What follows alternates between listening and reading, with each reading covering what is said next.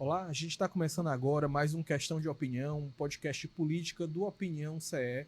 Eu estou aqui hoje por uma conversa super especial aqui sobre o desenvolvimento do Estado do Ceará, né? Queria primeiro cumprimentar o meu colega que está aqui comigo para participar dessa entrevista, que é o Roberto Moreira, colunista aqui de Olá, política Bela. do Opinião CE. Tudo bem, Roberto? Olha, que prazer a gente estar recebendo o Domingos Filho aqui. Uma história impressionante da política do Ceará. Pouca gente não conhece, mas a gente vai poder falar um pouco sobre isso. Bacana, queria dar boas-vindas aqui. O Roberto já apresentou aqui o Domingos Filho, né, secretário do Desenvolvimento Econômico do Estado do Ceará, né, e uma liderança política, das principais lideranças políticas do Estado, né, Roberto? Assim, Sem dúvida. E formador também de outras lideranças. Eu considero o Domingos Filho um dos políticos mais corajosos do Ceará, porque você viver na míngua, na miséria, mas ser oposição é duro. E a oposição que você está falando aí, o Domingos... E convidado e não quis, porque o eleitor dele botou ele na oposição, ele foi com o eleitor. E a base, interessante, a gente vai conversar aqui. Domingos foi deputado estadual 4 vezes, né, 4 vezes consecutivas, chegou à presidência da Assembleia Legislativa também, aí ele deixou ali um histórico de contribuições aí para o parlamento cearense, né, ampliação de estruturas físicas, inclusive da casa, criação de serviços voltados para a população como o complexo de comissões temáticas e o anexo administrativo, né, também foi vice-governador do estado, né, um nome sugerido inclusive para como candidato várias vezes aí, também é um nome sempre está aparecendo aí como pré-candidato eventual para vários cargos importantes, né? E conselheiro do TCE, e ele assumiu agora recentemente aí nessa virada aí do governo Elmano aí, quando o Elmano quis implementar mais entregas, chamou o Domingos para essa parte. Tudo bem, secretário? Bom, uma grande satisfação, Delano, e meu querido amigo Roberto Moreira. Quero também cumprimentar aqui ao Rodrigo da produção, em seu nome, toda a equipe da Opinião. Quero parabenizar a vocês, liderados pelo Roberto, esse jornalista que eu tenho o privilégio de conhecer. Eu digo que a vida começa aos 50, eu só tenho 11, ele tem um pouquinho mais do que eu, mas também ainda não completou a maioridade. E a gente está esse tempo todo de muita bem-querença mútua, e ele esse talento, tá, do jornalismo do Estado do Ceará, sempre com muita altivez, com muita independência, e por onde passou, deixando aí um histórico benfazejo de sua atuação, e agora liderando esse equipamento que não é fácil, ao tempo em que grandes empresas começam a fechar, tá? Você está abrindo empresas, empregando ao invés de desempregar, concorrendo com mídias livres, que hoje de fato é uma grande concorrência, porque as redes sociais não precisam de formação para isso, né? Então qualquer um se transforma aí, de uma hora para outra aí, num grande comunicador, e eu estou bem impressionado, tá, com o sucesso da Opinião sobre sua liderança. Nós estamos nos tornando youtubers, né? Olha aí, uns mentindo, outros contando a verdade, né? É isso aí. Tanto que você aparece ali como um youtuber na academia, isso, se mexendo todo dia, andando no sertão, aí de repente está na Europa, de repente está no Brasília, o Domingos anda demais em São Paulo. É muita energia. Até político, Roberto, que a profissão hoje principal é ser youtuber, né? É isso. As pessoas acompanham, né?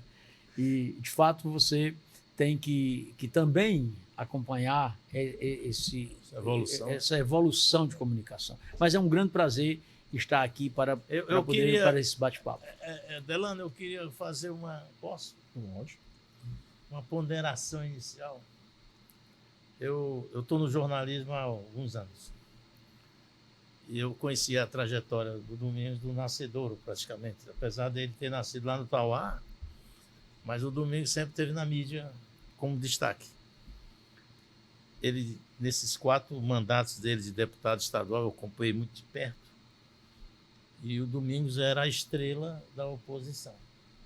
Pelo caráter, pela articulação política que ele tinha, e principalmente pela evolução regional.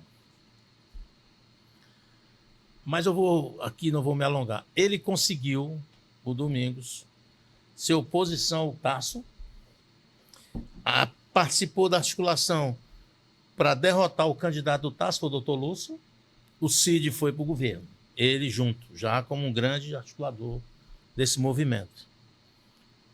Em 22, ele, numa corajosa situação política, mais uma de enfrentamento na vida pública dele, ele não ficou com o filé, ele não ficou com o governo. Ele decidiu ser vice-governador numa chapa de oposição liderada pelo Roberto Cláudio e coordenada pelo Ciro Gomes. E de forma impressionante, de repente o governo passa a assediá-lo, o Eumano, o Camilo, o Cid. Nós temos que trazer o Domingos para o nosso lado. O Domingos acaba aceitando essa paragem, né, de se aliar.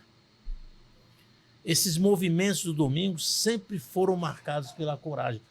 É muito fácil para qualquer um ser governo. Ele não aceita isso.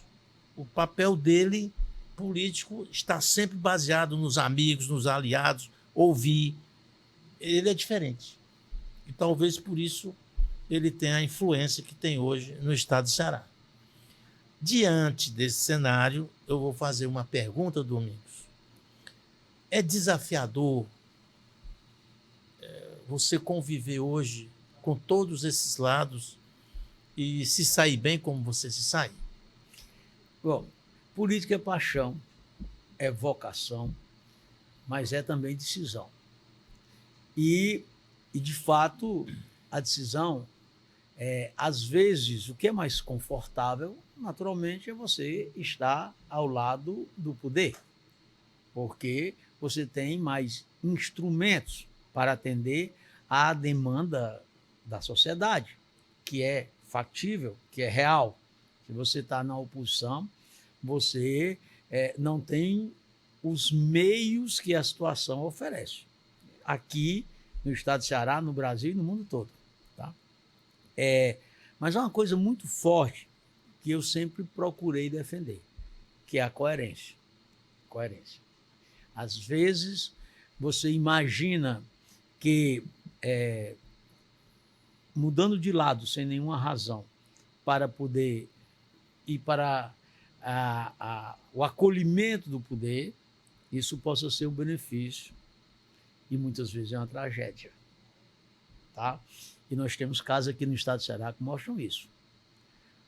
Quando você falou, eu tive o privilégio e a honra de ser 4 vezes deputado estadual. Todas 4 pelo mesmo partido, o PMDB. Nas 4, por que eu me tornei oposição? É só porque eu discordava do governo do Tasso, do governo do Lúcio? Não.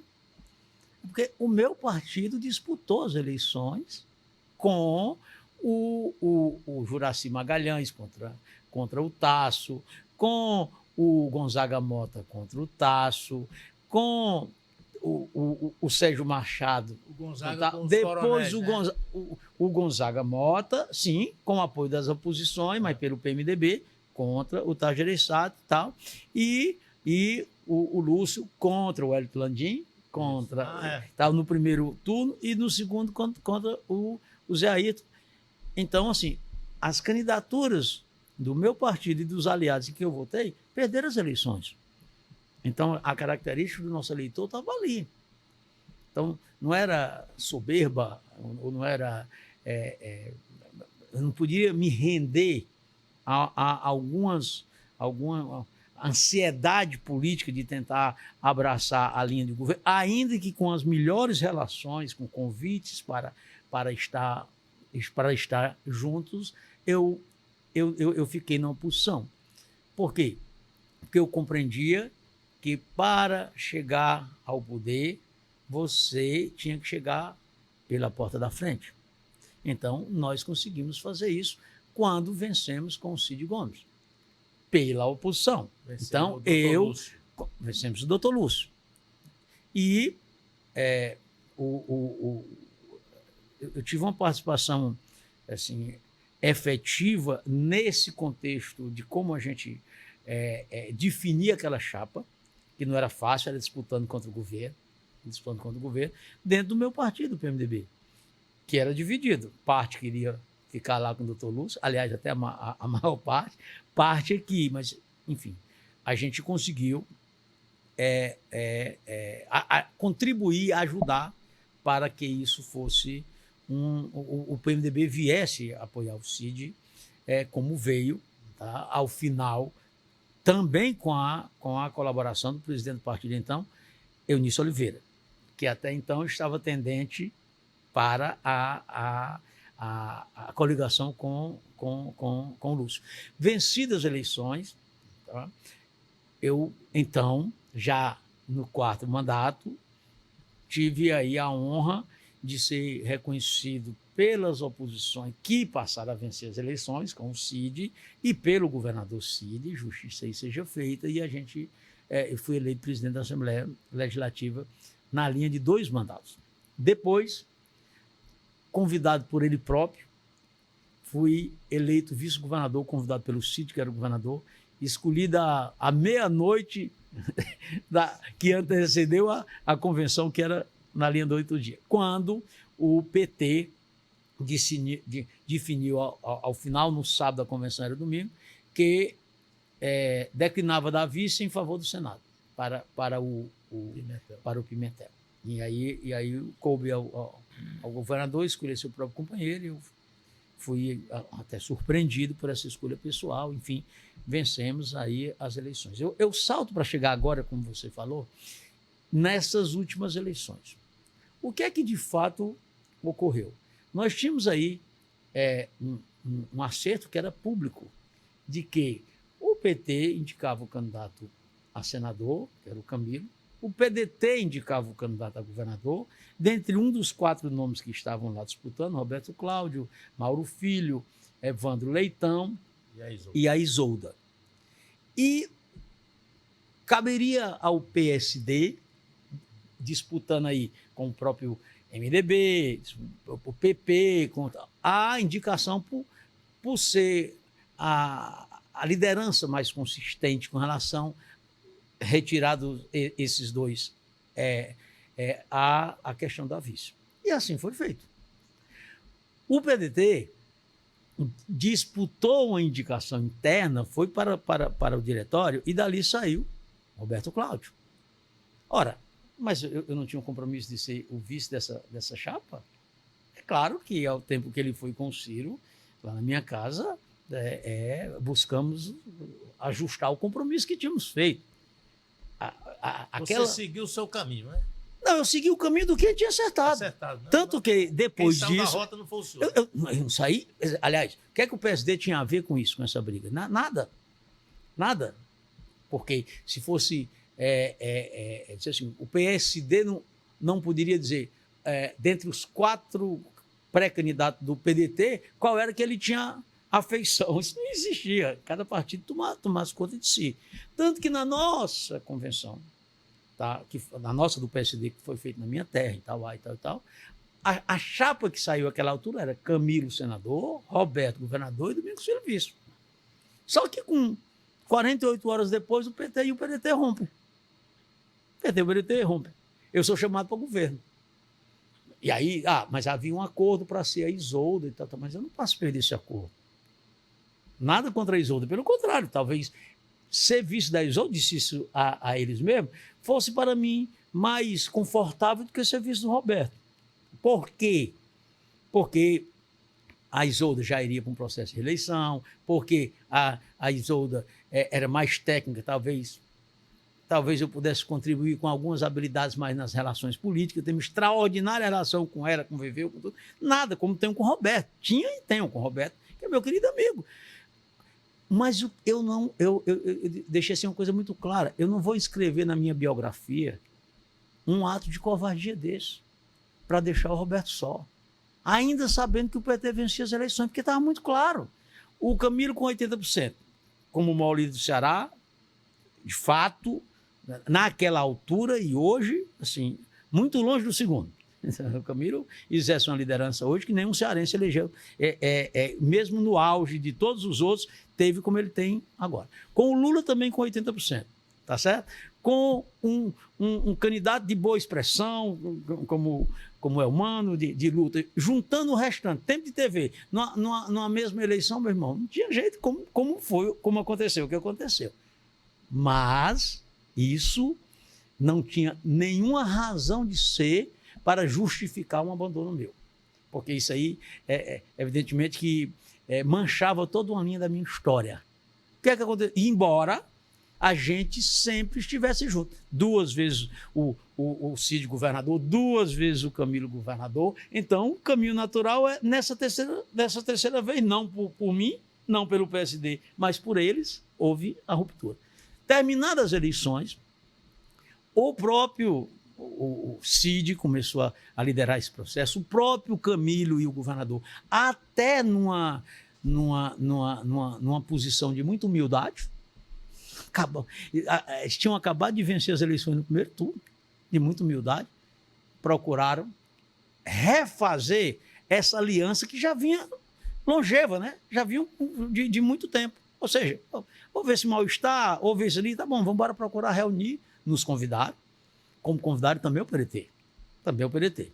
Tá? Dizer, houve, em função disso, em função das eleições, dizer, parte do PDT, que a grande maioria do PDT já havia votado no Elmano, parte do PDT, Roberto, Cláudio, Ciro, não concordaram nesse processo de reaproximação, né? Sarto e tal. E nós sim. Até porque, e tratado isso muito claramente, com o próprio Roberto e com os outros, não tem nada a ver com essa briga. Imagina só, houve uma cisão que nós não fomos parte. Seguramos a nossa posição sabendo que ia perder as eleições para poder ter palavra e honra. Tá? Depois disso, os vencedores, que sempre foram os nossos parceiros, nos chamam para nos reunir. Por qual razão não iria? Por qual razão não iria? Era de certo modo até uma... Até porque na percepção do eleitor vocês são a mesma coisa. E de fato. É? E de fato somos, sempre estivemos juntos. Quer dizer, aquela eleição foi extremamente atípica.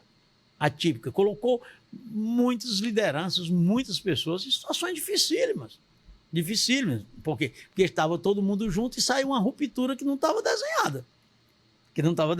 De modo que, com isso, passamos, quer dizer, a integrar essa base de apoio. Disputamos a eleição em Fortaleza, apoiando o candidato do PT, o Evandro, o PSD indicando a vice, então deputada Gabriela Aguiar, e disputamos em vários outros municípios no Ceará, onde dava acordo, a gente estar junto. Onde não dava acordo, estava separado. Aqui era interessante. Aqui em Fortaleza, a gente estava tudo no 13, passava a ponte, chegava em Calcaia, a gente estava 5-5 contra 13. O que era muito natural. Por quê? Porque nós tínhamos no Naumi o nosso candidato, um candidato com plena chance de vencer as eleições. Então, ainda que a gente quisesse, tá, não dava liga numa relação política. Por quê? Porque nós éramos da oposição e o Catânio do governo. E assim foi a questão das eleições. Tive aí o privilégio de ser convidado pelo governador, nessa segunda metade do seu governo, para colaborar numa pasta desafiadora, e estou procurando... A pasta mais importante do governo.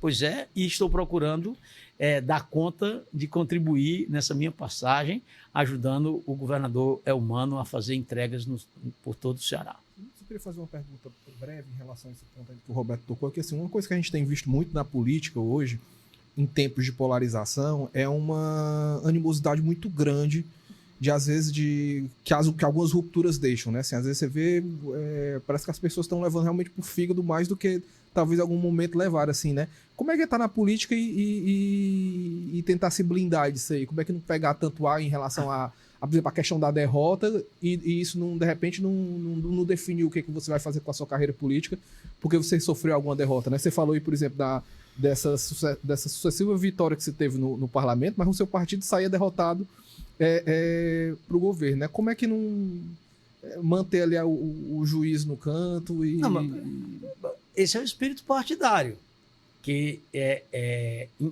infelizmente sempre foi muito frágil no país. E ainda mais no Nordeste, ainda mais no Ceará, das dificuldades, como o Roberto falou aí. Nós tínhamos 5 deputados estaduais, por exemplo, tá? 4 apoiavam o governo, e só eu continuei na função, mantendo a melhor relação com meus companheiros e respeitando. Mas eram posições que eu compreendia que eram muito mais assim, razoáveis, consequentes com a figura do meu eleitor, daquele que votou em mim, sabendo que votou em mim nessa condição, entendeu? Então, isso realmente não é uma tarefa simples, não é uma tarefa fácil. Mas demonstra que a palavra cumprida, a coerência mantida tem resultados. Tanto tem... Quando eu me elegi no povo do Ceará, dos Inhamuns e do Ceará, me elegi deputado estadual, eu tinha 29 anos de idade. O meu pai, que era o meu mentor,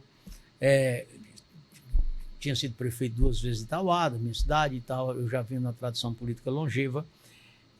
Com pouco tempo ele era médico, ele foi acometido do Alzheimer. Aí ele, que curtia meu mandato, o filho, disse: meu filho, eu quero falar com você uma coisa. Eu sou médico e sei que o Alzheimer é uma doença degenerativa. Eu não vou poder te acompanhar no desempenho parlamentar seu, nos seus primeiros passos de vida pública efetiva com mandato. Mas vou deixar 3 princípios que, se você adotar, vai ter êxito na política. Primeiro, seja humilde, porque tudo na vida é transitório, inclusive a própria vida. E muito mais transitórios são os mandatos, que já tem prazo para iniciar e para terminar, quando não são interrompidos. Seja amigo dos amigos. Brincava e dizia: amigos não têm defeitos, têm equívocos. Às vezes, por vez, pode um grande amigo fazer lá uma bobagem, que você não tem nada a ver com isso. E a primeira coisa que muitos fazem é abandonar, fazer de conta que nunca viu na vida. Isso não tem nada a ver com o problema dele. É fácil saber que você é amigo. E seja, por fim, honrador de compromisso. Ninguém é obrigado a fazer compromisso, mas é obrigado a honrar. E na política, nós somos tentados, todo dia nós somos tentados a fazer compromisso para quebrar. Pelo interesse momentâneo. É uma eleição para presidente da Assembleia. A eleição está muito dura ali, um voto resolve a diferença, e aí tu tem direito à reeleição, faz um compromisso com o voto definidor para ele ser o próximo presidente da Assembleia, já sabendo que você vai querer ser. Assim é em todas e qualquer eleições majoritárias, de prefeito, de vereador, de tudo e tal e tal. Está errado. Porque o que vai ficar inscrito no seu histórico, na sua biografia, são as suas posições de coerência e de lealdade. Não faça. Pense, raciocine, não ande dando a palavra à toa, mas quando der, cumpra, ainda que você se arrependa 10 minutos depois. Porque isso é que vai marcar a sua história. E eu venho me apegando nisso, nos ensinamentos velho guerreiro, Dr. Domingos Gomes de Aguiar, que me fez isso em 1995, quando eu assumi o meu primeiro mandato, de lá até aqui. E não tenho muito por que mudar.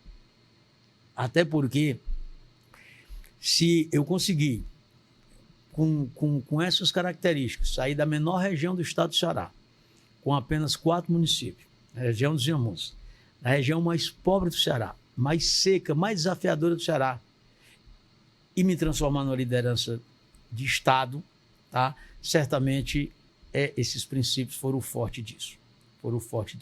Então, eu realmente mantenho muito e prezo muito pela minha coerência e pela minha palavra. Por isso que não dou à toa e nem me deixo tocar pelas emoções na hora dessas tomadas de decisões, porque elas ficam marcas. marcas que, de fato, farão parte da sua biografia.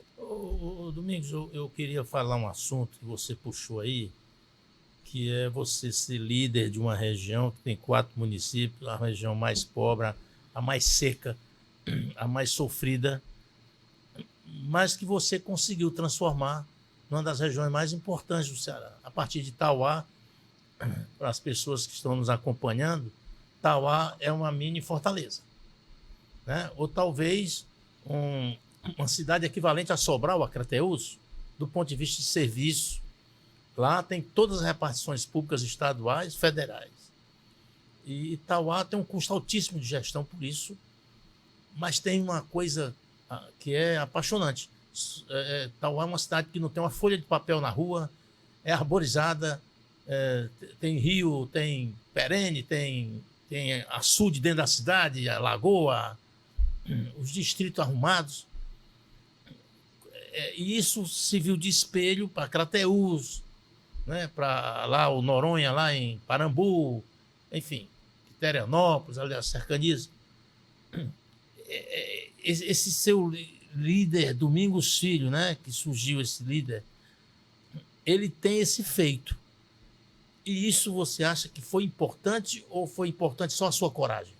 Não, sem dúvida, sem dúvida. O indivíduo é do tamanho dos seus sonhos, do exato tamanho dos seus sonhos. É impressionante, Tauá, impressionante. Tudo aquilo que se dizia que não dava certo, eu digo sempre lá que Patrícia e eu, Domingo Neto, a Gabriela, uma família toda que se dedica a servir, tá? Quanto maior o desafio, mais me anima. E é por isso que nós demonstramos isso lá, em conseguir fazer realmente uma grande transformação. Claro que não se resolveu tudo e nem ninguém resolve tudo, mas o que você fala preciso visitar para poder mostrar. Se nós somos o município do Sertão, Ceará, que mais tem prêmio prefeito empreendedor nacional do Sebrae, que não tem camelô na rua. Você imagina isso? Uma cidade pobre que não tem camelô na rua. Não tem comércio ambulante. É impressionante. Tá certo? Por quê? Porque isso aí de fato, Roberto, qualquer dia eu vou convidar vocês aqui para a gente dar um pulo lá, um bate-volta lá, para poder levar a equipe lá. Porque eu fico mais confortável do depoimento de vocês assistindo, vendo a questão da cidade, como é que ela é. Pô, não é à toa que a Patrícia acaba de se eleger para o 5º mandato de prefeito com 70% dos votos. Quer dizer, é evidente que a gente não só ganha, a gente também perde, né? E política faz parte. E a derrota ensina. A Patrícia perdeu 2 eleições, ganhou 5. E digo, por que ensina? Ensina para poder a gente avaliar onde errou na estratégia, tá? E ensina também porque o povo experimenta o outro lado, né? Não ensina só a gente, não, ensina o povo também, né? Então, assim, tem assim, essa grande vantagem. Mas lhe respondendo objetivamente, claro que as entregas que são feitas em Tauá, o conjunto de evolução tecnológica, a primeira cidade digital do Brasil, a primeira cidade da América Latina a ter um parque de energia solar, enfim, cidade que não tem comércio ambulante. Primeira cidade teve internet para a população. Pois é, cidade digital. Né? Prêmio Prefeito Empreendedor Nacional do Sebrae, conjunto da infraestrutura, dos serviços, etc. e tal. Isso, claro, que passou a ser uma grande referência a impulsionar a que as pessoas no estado observassem a gente, a ampliar isso aí. Porque terra da gente é como útero de mãe. Então, assim, tudo que você vai refletir, você vai procurar saber da origem da gente. Vai dizer que o Cid, embora já viesse aí, também o irmão tinha sido governador e tal, mas se transformou e se elegeu governador. Qual foi o ponto central da nossa campanha de 2006 com o Cid? Sobral. O grande exemplo de política pública e de estruturação que ele fez em Sobral. E isso impulsionou, tá, a que ele fosse governador. Como é que eu posso me apresentar para o Estado, tá certo? Ninguém é verdadeiramente líder se não for líder de sua terra. Se não for líder de sua terra. Então, se na sua própria terra você é desaprovado, então como é que eu vou querer mostrar aos outros que eu posso fazer um grande trabalho se eu avalio a sua terra e o povo da sua terra que te conhece, que nasceu contigo, que viveu contigo, não te aprova? Então, é claro que isso, as entregas de Itauá, os resultados de Itauá foram e ainda são, assim, muito importantes ao alçar assim, os espaços que nós conseguimos alçar. Esse desenvolvimento de Itauá, ele serve digamos, de laboratório para um trabalho à frente de uma secretaria como a que você está, né, que é o desenvolvimento econômico? Sim, o próprio Sebrae encaminha essa experiência de Itauá não só para o Estado, mas para muita gente de fora ou outros estados para poder ver a linha dessa experiência. O Cartacho me procurou agora para poder saber se a gente poderia fazer algumas comitivas de prefeito para poder mostrar essa coisa. Com todo o prazer do mundo, a gente vai estar lá, a prefeita Patrícia, agora mesmo, no dia 27, sexta-feira que vem, nós vamos reunir todas as cooperativas da agricultura familiar do Ceará para apresentar como é que Itauá consegue que 97% dos produtos da alimentação escolar sejam da agricultura familiar. 97%. Prêmio Prefeito Empreendedor. O embutido mal entra lá. Não. Lá há um cardápio regionalizado. Olha, veja bem, se você fizer um cardápio que estiver fora do hábito alimentar das crianças, é evidente que quando ela chega em casa sente uma diferença. Qual é a razão de você estar na capital cearense do Carneiro e estar comendo carne de jabá do Rio Grande do Sul? Qual é o sentido de você estar na terra do queijo de coalho, tá certo? E estar comendo outro tipo de queijo que não seja aquele produzido lá. Então, o que a Patrícia fez? Nós temos um cardápio regionalizado. E com isso aí, as cooperativas, com o apoio do poder público e sabendo que tem a venda garantida, evidentemente, isso é uma revolução na linha das cooperativas. E o que é que nós estamos fazendo isso lá em Itauá? A primeira-dama do Estado, que é Lia Freitas e coordenadora do Ceará Sem Fome, esteve lá, viu essa organização e esses resultados. Não, vamos embora fazer isso no Estado.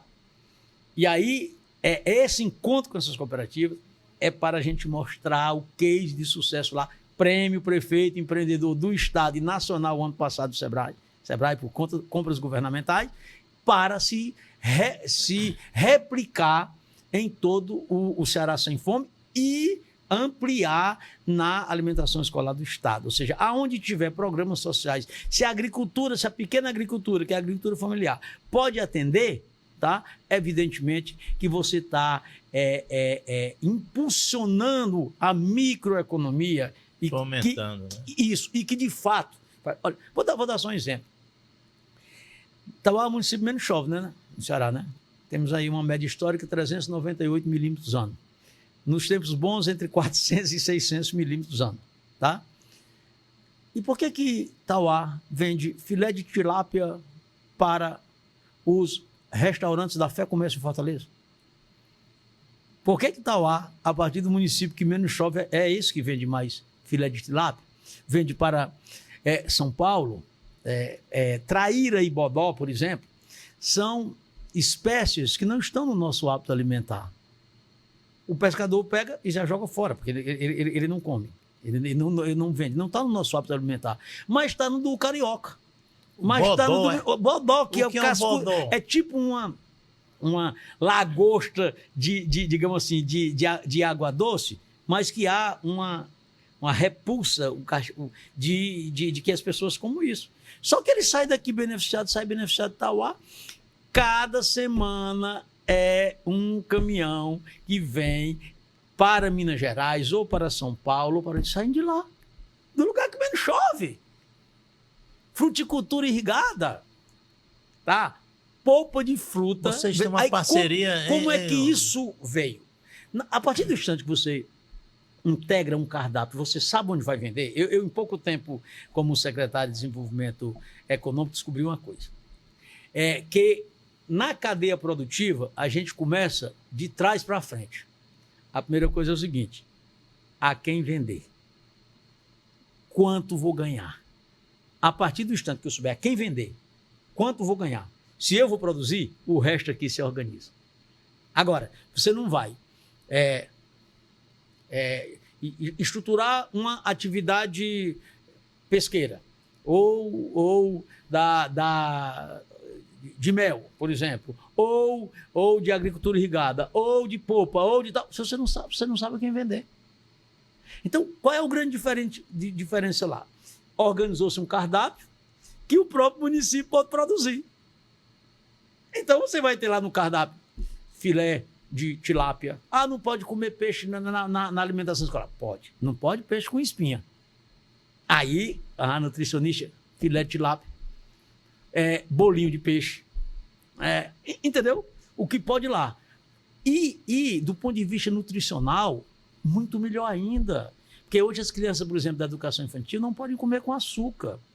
E você tá recebendo ali a entrega, tá certo? De frutas, das frutas, que sai do campo para as escolas diretamente.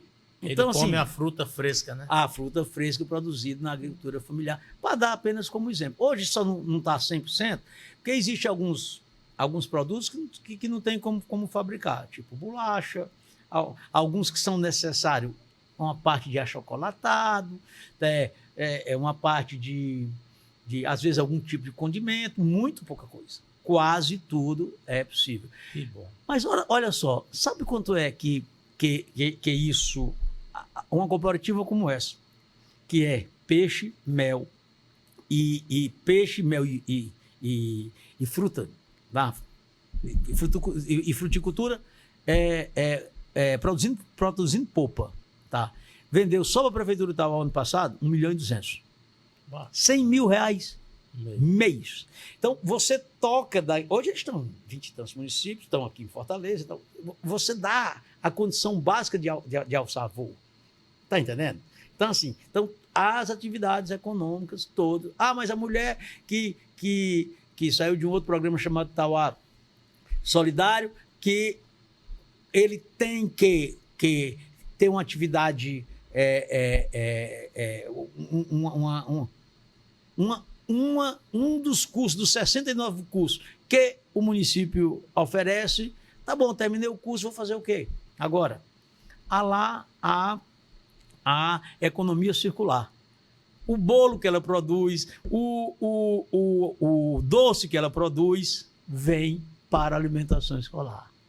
E aí você vem pela cooperativa na alimentação escolar. Ou seja, tudo que a prefeitura pode adquirir no setor produtivo, tá, local, isso aí vale para o hospital, vale para a escola? Vale para todos. Vale para todos. E aí o que é que acontece? O dinheiro circula na cidade, né? Circula na cidade. Além de circular na cidade, né, aí já é o segundo benefício. O primeiro benefício é garantir uma atividade economicamente viável lá no campo para o pequeno, porque tem a venda garantida aqui, ok? Então, assim, a partir dessa...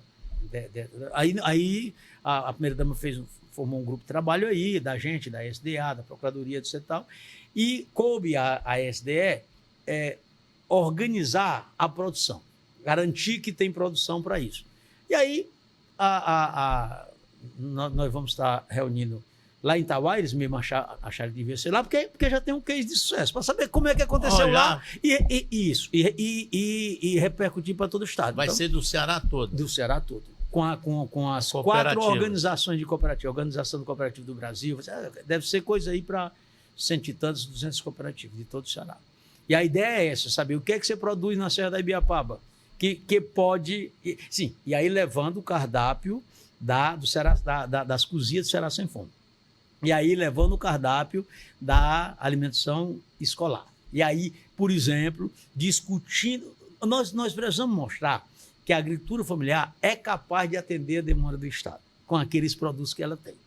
Ok? Então, assim, por exemplo, presídios. Você vai lá numa linha dessa em que você tem um mundo de um custo elevadíssimo com a linha de refeição. Ah, mas foi uma empresa que ganhou muito bem. Obrigue que a empresa, um percentual determinado, sei lá, 50%, tem que ser da agricultura familiar. Com isso, você vai escalar a questão da ocupação em renda. Porque os prefeitos sempre me procuram, eu vou começar a fazer agora encontros regionais, sempre com um olhar muito de indústria. Arranja uma fábrica para a minha cidade, arranja uma... que é bastante importante, sem dúvida, bastante importante. Mas nós temos que atuar também dentro da linha que já são as nossas tradições. Do agro, fortalecer isso, que com incentivos e custos muito menor. Tem a indústria? Tem. Faça valer nesse aqui, que você consegue também gerar bastante emprego. Lá, por exemplo, você vai ver, quando a Patrícia começou a organizar isso com relação foi desde o primeiro governo dela, em 2001, mas com relação à piscicultura, foi em 2005, início do segundo governo dele. Tinham 18 pescadores. Sem ninguém acreditar nada disso, sem ter direito, sem ter nada, etc. Tal. Hoje são 420. Nossa. Ampliou por quê? Porque é a maior cooperativa. Eu tive em Tauá, certa vez, com a prefeita Patrícia, sei lá, e vocês tinham um convênio com a Universidade do Arizona, alguma coisa assim. Isso. E que impulsionou essa questão de trabalhar a água, né? O uso da água. Isso, né? Na verdade, no primeiro governo da Patrícia, quer dizer, naquele tempo, 50% do município não tinha energia. Nenhum sistema de abastecimento d'água. E aí, não vamos inventar a roda. Quem é que resolveu essas questões no mundo? Israel, Arizona, Califórnia, e aí nós fomos a todos esses, tá? E conseguimos fazer um convênio com a Universidade Federal do Ceará e a Universidade do Arizona, a Universidade de Munique e tal, para que eles pudessem dar, de fato, como é que a gente poderia conviver com o semiárido. Eles passaram lá muito tempo, mas em 6 meses apenas já tinha a linha mestra de como que era o quê? A água de subsolo. Por quê? Porque numa área, numa região semiárida, a gente perde mais de 30% para o sol, tá certo? Para a evaporação. Fora o que perde para a infiltração. Então, se você juntar os dois aí, vai para, sei lá, 40%. Tá? Ora, se nós temos a cada 10 anos 6 são de secas, só 2 de regularidade, 2 de excesso, então você construir pequenas barragens, pequenos açudes, que era a tradição do Nordeste, ainda é em muito canto que não se apropriou de estudos técnicos, era uma loucura. Então nós conseguimos fazer um grande projeto de estudo de águas subterrâneas. E com isso aqui, hoje Itauá tem 165 sistemas de abastecimento d'água, sistemas rurais de abastecimento d'água, universalizou todas as ofertas com comunidades que tenham mais de que 15 ou 20 casas. Universalizado. Tá? E a universalizada que eu estou falando é água na torneira, tá? Água distribuída. Porque nas menores comunidades e nos demais você tem os poços profundos, tem chafariz, tem tal, nas menores. Mas, quando as casas são muito distantes uma da outra, enfim, e passou até praticamente toda a fazenda, porque a partir de uma política como essa, as próprias pessoas, acompanhando a decisão do município, passaram a fazer o quê? Eu mesmo chamei o presidente do Banco do Nordeste, eu era deputado, presidente da Assembleia, fui o presidente do Banco do Nordeste. Por favor, oriente ao banco, se nós temos uma consultoria como essa, do que é melhor do mundo, para que não financie mais pequenos barreiros, porque isso é uma loucura com relação ao pequeno produto. E sim, poços profundos. Então, ele passou a financiar poços profundos. Então, nós somos o município que tem o maior volume disparado de poços profundos e política do semiárido, de água do semiárido do estado do Ceará. Você falou aí dessa questão do agro, a gente viu que a presença da secretária foi muito forte, inclusive na PEC Nordeste, né? Porque tem essa frente do agro. Além do agro, quais são as frentes que você destacaria do trabalho da secretaria nessa sua chegada à pasta, né? A secretaria, de fato, tem aí um guarda-chuva muito grande, né? Nós temos, para começar, vamos falar aqui dos grandes investimentos, né? Energia. Então, nós somos superavitário em energia eólica, energia solar. Hoje o estado do Ceará já produz 1,5 giga e consome 1,2. Hidrogênio verde. Né? Nós somos, de fato, quem está muito na frente do Brasil. Primeira produção. Aqui tem o maior número de pré-contratos. Já são 7 pré-contratos com as grandes empresas de energia limpa do mundo, tá? ZPE, o que a gente tem na zona de processamento, que de fato nós vamos ter lá o quê? Tanto oferta quanto consumo de energia. Nós já temos 6 data centers, 2 se instalando, e vamos ter muito mais data centers, porque Deus prestigiou o estado do Ceará na sua posição geográfica. Dos 25 dutos de oferta de internet que entram aqui no Brasil, tá? 16 entram em Fortaleza. Então, os data centers vão estar em Fortaleza e no PECEM, porque tem naturalmente essa oferta e tem energia.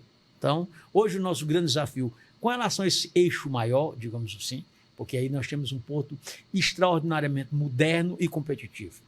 Já estamos mais próximos da Europa, estamos mais próximos da América do Norte, estamos mais próximos da África, da Índia e da China, que já começamos a ter a cada semana navio vindo da China para cá, em todos. Então, nós somos um porto que vai expandir e agora, e também já de algum tempo, com 30% do porto, com um dos portos mais modernos do mundo, que é o de Roterdã.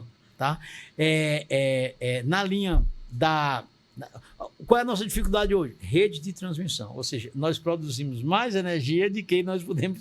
Sim, nós temos energia, mas como é que nós vamos entregar? O governador Elmano inaugurou, fez uma proposta, estivemos lá com o ministro das Minas e Energias, o Alexandre Silveira, ele fez uma proposta inovadora para a União, que é, como isso é assunto privativo da União, só a União pode fazer essas estruturações dos linhões de transmissão, tá? O governador disse, são 4 linhões no Ceará, me deleguem o maior que o estado do Ceará faz, para mostrar para os investidores que eles fiquem tranquilos que o Ceará não só tem produção de energia, mas como tem distribuição, tá? Já deve estar sendo autorizado para a delegação da União para o Estado do Ceará vai bancar. O Estado do Ceará vai bancar. Ou vai fazer um empréstimo internacional só para isso, ou vai fazer uma PPP, mas topa fazer o primeiro para a União fazer os outros 3. Realmente foi uma posição inovadora e ousada do governador Elmano de Freitas. E a maior linha? E é o maior linhão. Que além da linha, nós ainda temos que ampliar as estações, as subestações, para poder acumular. Bom, isso para poder a gente falar de portos, EPE, etc. Tal, energias. Se a gente vai para o agro, o estado do Ceará foi o estado que mais cresceu no Brasil, com 25,2% no agro. Então, assim, a estreita relação do governo do estado do Ceará, governador Elmano, com as instituições, e louvo-se aqui uma presença muito marcante, você viu aí o tamanho da feira, da estreita relação em que temos o estado do Ceará e o governador Elmano tem prestigiado isso com a FAEC, com a Federação da Agricultura do Estado do Ceará. Por questão de justiça, devo dizer que a liderança do Amilcar, tá, é realmente impulsionadora, tá, contribui demais para o tamanho desse avanço. Então, assim, o Estado do Ceará, o governo do Estado, abraçado com a iniciativa privada e as representações do agro, têm voado. Tanto que nós fizemos aí uma feira, a FAEC aí, em que nós somos parceiros, a SDE, o governo do Estado como um todo, uma feira impressionante, assim, a primeira muito longe da segunda em todo o Nordeste e uma das maiores do Brasil. Portanto, essa é uma área, sim, que vai ampliar muito. Carcinicultura, se você vai no Jaguaribe, médio e baixo Jaguaribe, tá? Hoje talvez seja a atividade econômica principal, tá? o camarão de água doce. Tá? Onde tem água, está se expandindo no interior do estado todo. No Vale do Salgado, na região... em Mombaça, né? Aqui também já vindo do Sertão Central, já chegando as primeiras experiências nos Inhamuns. Então, aonde tiver água, se você tiver a possibilidade de água, é uma atividade econômica, como é também a questão da bovinocultura leiteira, da bovinocultura de corte, que é uma linha que tem expandido aqui, da questão da apicultura, da tilapicultura. Então, assim, são muitas oportunidades que se tem. Comércio e serviço, esse nem se fala, que realmente já são os maiores vetores da questão da economia. A indústria, nossa, também. A indústria que cresceu 6,9%, o dobro do crescimento do Brasil. Então, o estado do Ceará está num momento auspicioso de muito crescimento. Eu sempre faço uma observação, que nós tivemos aqui no estado o privilégio de ter um conjunto de governadores, ainda que de partidos diferentes, ainda que pensando diferente em várias áreas, mas mantiveram a mesma linha das políticas de Estado, né? Do equilíbrio fiscal do Estado, da capacidade de investimento do Estado, dos projetos de Estado como o Porto, a ZPE, que não passa a ser de um só, mas de um conjunto. Quer dizer, não tem aquela política destrutiva em que um governador não vai seguir um projeto que é importante para o Estado porque foi marca do outro governador. Isso aqui não existe no Ceará. E justiça seja feita. Isso não é tão fácil acontecer Brasil afora. Por isso que muitos projetos terminam sendo prejudicados pela falta de continuidade. Eu queria só, para encerrar esse seu assunto, eu acompanho assim, esse movimento político. Claro, a política tem os dois lados. E tudo que o senhor falou aí, secretário, a oposição diz que é falácia, que não existe, mas os números mostram que existe. Você acha que esse posicionamento da oposição de querer denegrir, querer destruir essa imagem do Ceará produtivo, do Ceará que mudou, do Ceará que tem a maior economia do Nordeste, o maior PIB da região, o senhor acha que esse conceito da oposição é um equívoco e vai de encontro ao que o senhor falou, que a política pública no Ceará ela não mudou, mesmo tendo diversos governadores pensando diferente, de partido diferente? Eu acho um equívoco da oposição criticar algo que é factível, palpável. Nós estamos falando de indicadores públicos. Nós estamos falando de indicadores que são de acesso público. É claro que ninguém consegue fazer tudo, nem ninguém consegue acertar tudo.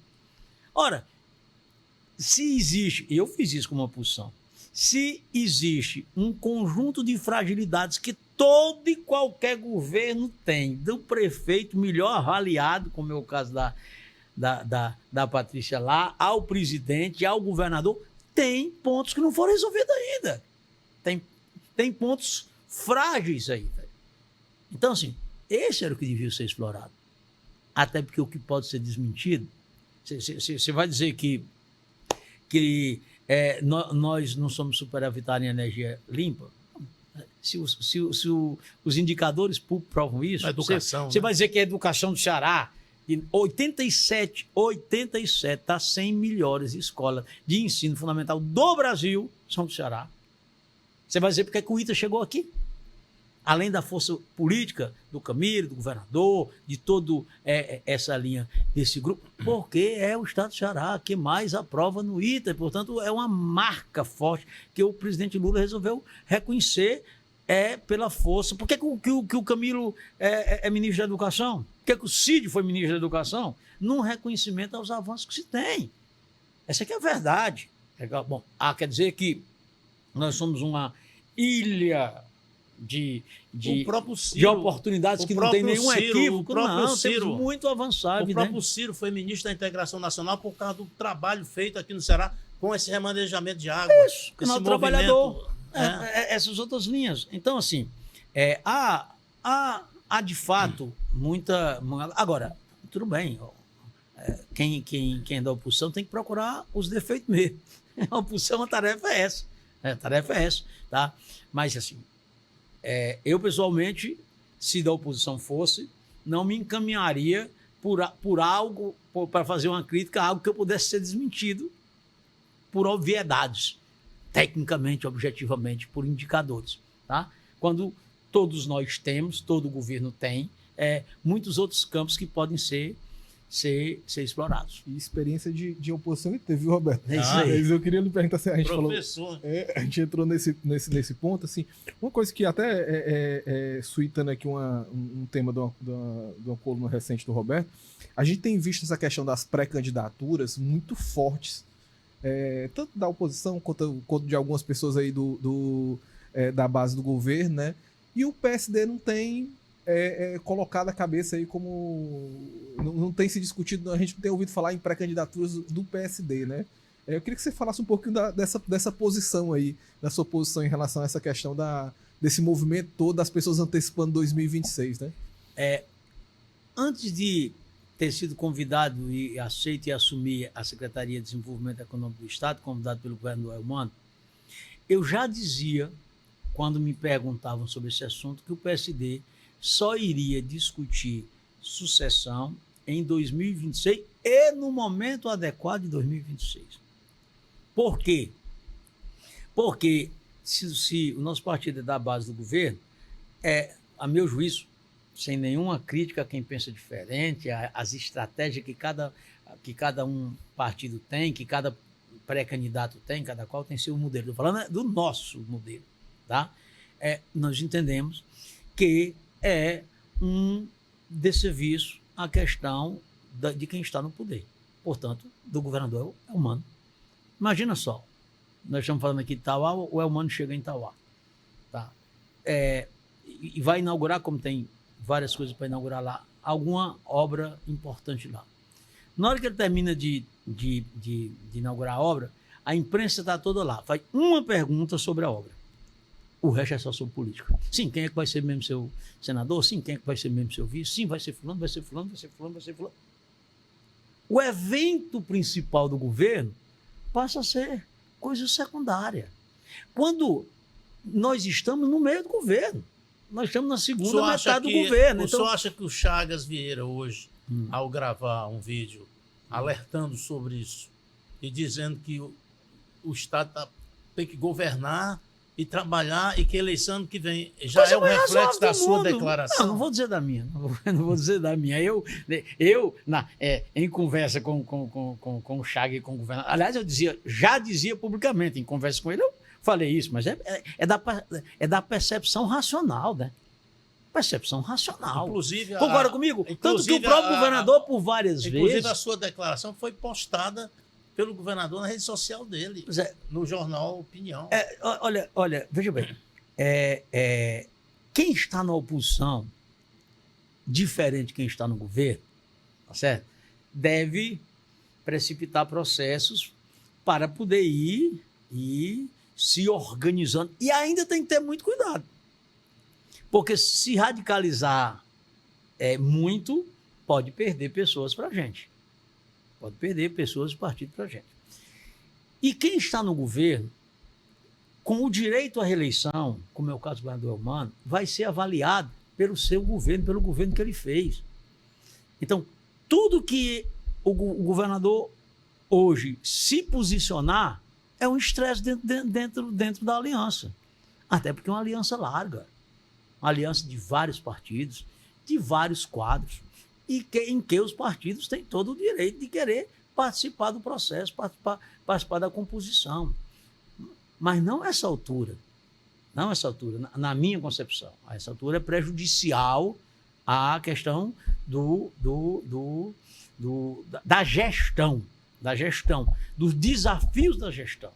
Que o governador está aí mostrando todo o esforço, toda a linha, entregas a cada dia e tal e tal. É isso que, para quem é governo, é isso que é importante. Bom, a outra observação que eu faço é o seguinte. Eu disse aqui para o Roberto, vamos fazer uma memória do CID até chegar aqui e vamos ver quais foram as candidaturas que começaram lá e que terminaram ao final sendo candidato. Você vai ver que todas as decisões foram às vésperas das convenções. Se a gente começar lá na primeira, o professor Pinheiro foi finalmente indicado pelo PT, que havia uma certa resistência da Louisiana no primeiro instante em apoiar o Cid, porque queria que o PT tivesse candidato, mas veio apoiar, indicou o candidato. Faltavam 3 ou 4 dias para as eleições, para as convenções. O Inácio Arruda, que terminou sendo nosso candidato a senador, estava na sexta-feira, na convenção que estava acontecendo, na convenção do PMDB, que o candidato era o Eunício, foi o que foi para ser candidato a Eunício. Quando isso declinou, ele estava reunido com o PCdoB para poder dizer que não era candidato. Saiu candidato no sábado, que a convenção era no domingo. Essa na primeira. Você vai na segunda do sítio, tá? O Pimentel, o PT decidiu sábado à noite, que a convenção era domingo, que entre a vice e o Senado iria ficar com o Senado. Eu fui escolhido à meia-noite, que a convenção era às 9 da manhã do outro dia, tá? Se a gente vai depois, depois do sítio, Camilo Santana foi escolhido no sábado, que a convenção era no domingo. Estava cortando o cabelo. Isso nem sabia. Ok. Então, sim, mas, enfim, mas nem se falava como é que terminou assim. Como é que terminou assim? Então, essa última, Elmano foi escolhido quando? Elmano, Jade, tá? Toda a exceção do Camilo, que já estava anunciado, todos os demais foi em cima da hora. Foi em cima da hora o Roberto, que faltava. O PDT decidiu numa segunda, acho que numa quarta, quando a convenção era no domingo, tá certo? O compromisso aí, a minha chamada foi, eu marquei no mesmo dia, terminou e a gente fez. Aí não tinha candidato a senador, porque a nossa aliança era com o Camilo. Quando partiu, aí vamos ter que ter, aí não tinha candidato. E aí eu cheguei e disse, mas nós vamos estar sem candidato.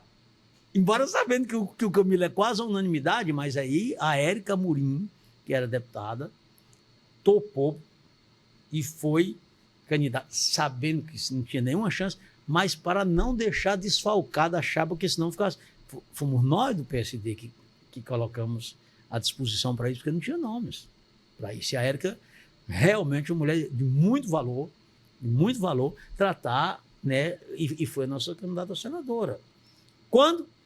Depois das convenções. Quando se partiu a relação com o PT. Aí tu acha que agora, em que os cenários estão muito mais conturbados, tá? Se vai fechar uma chapa a essa altura, eu acho que ainda vai ficar mais próximo da convenção do que das outras vezes. Por isso que, prudentemente, o nosso partido, embora seja a terceira força consolidada do Estado, direitinho, tal, estamos juntos e vamos discutir isso só no momento adequado. Maravilha, queria agradecer ao Domingos aqui, né? Memória eu queria prodigiosa, só uma coisa para encerrar. Vai, Roberto. Eu queria falar de um episódio que para o Domingos eu acho que é uma grande vitória, que é a participação política dele na história do Ceará. O Domingos foi um homem de um partido só. Ele deixou o MDB, o MDB o abandonou, né? Pelas posições. Não, eu vou contar. Eu queria que você relatasse, Vou. porque parece que essa sua conquista, essa sua vitória, foi porque você saiu do MDB, mas parece que o MDB é que saiu de dentro de você e você sempre foi um apaixonado pelo MDB, lutou por ele, Isso. Lutou dentro dele contra o próprio MDB, que fez coisas erradas até hoje, que é um partido que está se acabando por isso. Aí eu queria que você... Nós fomos eleitos juntos, o Eunício é senador, ele era o presidente do partido, eu o vice-presidente, tá? E eu o vice-governador, embora que escolhido pelo Cid, não indicado pelo partido, porque a indicação do partido era a do senador. quando o PT fez a opção, caberia ao Cid escolher dentre qualquer um dos candidatos dos partidos que ele quisesse o seu vice, ele me escolheu. Muito bem. Quando foi para a sucessão do Cid, eu, como vice-governador, amigo do governador, escolhido pelo governador, naturalmente tinha o desejo de colocar meu nome à disposição para a sucessão. Isso é até uma obviedade, né? É óbvio. O senador Eunício Oliveira também, com todo o direito do mundo, colocou o nome dele como candidato, como pré-candidato. E eu e o Eunício tivemos uma relação muito boa, né? Fizemos dobrada. Eu votei na minha terra no Eunício 3 vezes, né, para deputado federal. Ele votou na terra dele em mim. Então, assim, tinha uma relação, de fato, muito boa. Mas, naquele momento, ou ia um ou ia outro. Ou ia um ou ia outro. E eu tive uma conversa franca com o Eunício. Bom, Eunício, aqui nós temos duas coisas. Uma, a gente podia fazer umas primárias aí para poder inovar, ver quem vencer, o outro vai, e não sei o quê e tal. Acho que é uma coisa bacana, mas eu até acho que perco, porque você quem tem a estrutura do partido, mas me dá elementos para dizer, não vou sair do meu partido, porque de fato não queria. 5 mandatos no mesmo partido, meu irmão. Fui presidente do MDB Jovem do Ceará, então eu tinha uma história dentro do partido. E aí ele fez uma ponderação, que talvez com certa razão, mas você termina dividindo mais a gente, dividindo mais o partido, e assim, a cúpula do partido quer que eu seja candidato, e eu queria a sua compreensão. Nisso não tem dificuldade. Tá? Eu não preciso disso, porque a lei me faculta o direito, como vice-governador, de sair do partido sem perder o mandato. Mas, para demonstrar que a nossa relação não está afetada com isso, eu quero que você assine aqui, tá, uma autorização para poder eu sair do partido. Porque isso não quer dizer que amanhã a gente não esteja juntos. Mas eu só tenho alguma alternativa para ir para o partido do Cid, já que aqui já tem uma candidatura colocada. Né?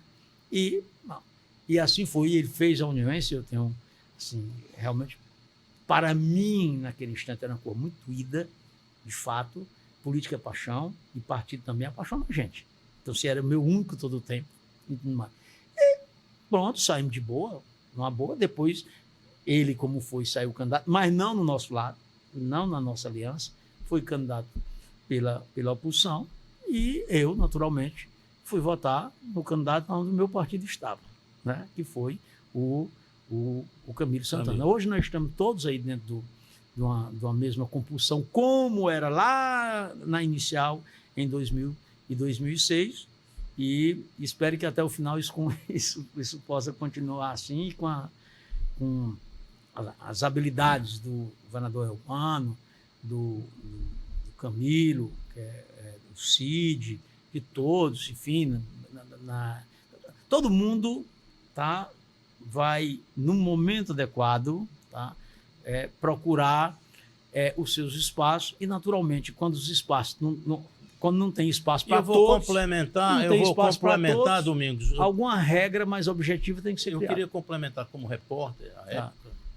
que um fator que ele colocou na vice, além desses aí, foi você era o melhor avaliado da pesquisa. Era o melhor avaliado da pesquisa. Então, os seus concorrentes, Zezinho e outros nomes, que ficaram chateados até hoje, eles não sabiam dessa informação e se perderam no caminho por causa da raiva, do destempero e da falta de lógica, porque o Cid disse o Domingos é o nome mais bem avaliado pelo eleitor. De fato, para ser assim, bem sincero, era uma realidade que Deus não negava. Mas o Cid me escolheu porque, de fato, eu era uma pessoa muito próxima a ele. Né? Fui presidente da Assembleia 2 vezes com o apoio dele. Tá? Eu sou e continuo sendo muito amigo ao Cid. Certa vez a pessoa diz, mas você não foi o sucessor. Eu digo, olha, deixa eu te falar. Primeiro, o Cid tinha razão. Se não fosse o Camilo, a gente perdia as eleições. Não fui só eu, não. Foram 5 que não foi nenhum deles. Perdi as eleições. Por quê? Porque o Lula estava definido a votar no meu início. O Lula e a Dilma. Tanto que o candidato foi do PT, ele não veio aqui, ele não gravou nem para um nem para outro. o candidato sendo do PT. Então, de fato, fosse eu que estivesse, estava melhor avaliado ou qualquer um outro, sem o apoio do PT. O PT iria sair, nós perdíamos, poderia sair por força do Lula por cima, a gente perdia a eleição. Outra, quando alguém quer fazer uma intrigazinha minha com o Cid, eu digo o seguinte, no meu caderno, eu tenho 2 tabelas. Eu tenho umas tabelas do que eu pude fazer com as pessoas, mas tem também o que elas podem fazer por mim. E posso lhe dizer que em toda essa nossa relação política, tanto que até nos momentos de crise mais aguda não foram suficientes para nos agitar, para nos colocar. Por quê? Porque se eu pude fazer algo pelo Cid, ele também pôde fazer por mim. Então, assim, e eu sei reconhecer essas posições. Você precisa ter gratidão às pessoas. Não pode olhar só se um projeto seu não deu certo, o conjunto dos outros que deu para trás não vale nada. Concorda comigo? Então, assim, eu estava lá na Assembleia outro dia para encerrar, se você não tem mais uma pergunta. O Romeu fez aí um encontro dos presidentes da Assembleia, 190 anos da Assembleia, etc. Tal. E aí encontrei lá com o Heitor Ferrer. Aí o Heitor chegou para mim e disse, rapaz, mas tu é como uma fênix, rapaz. Tal, se levanta dos momentos mais difíceis, sei o que, não sei o quê. Eu quase que dava uma piadinha, Heitorzinho, mas você é meu amigo. Embora tenha tomado a decisão lá atrás, naquele assunto tribunal, sou do ramo e não guardo rancores com as pessoas. Mas eu vou dizer a você, Heitor, em poesia, uma poesia do Gessé Costa que diz o seguinte, quando alguém me pergunta como é que eu sou capaz de levar quedas tão feias e ainda correr atrás, eu respondo, meu patrão, se não quer cair no chão, nem pense em querer voar. A vida não é um salto e quem quiser voar mais alto não para até decolar. Isso aí, grande satisfação. Aí. Obrigado. Um sertanejo terminando aí com poesia, né, Roberto? Queria agradecer o secretário Domingos Filho aqui pela conversa, né? Aqui pela memória também, pelas histórias aí, pela recapitulação. Agradecer mais uma vez aqui o Roberto também por participar aqui com a gente dessa conversa. Obrigado, Domingos. Bom, eu que estou muito feliz de a gente ter passado aqui quase 2 horas aqui conversando francamente sobre muita coisa da memória, né? Muita coisa da memória, graças a Deus. E estou assim, muito feliz, Roberto, da gente poder...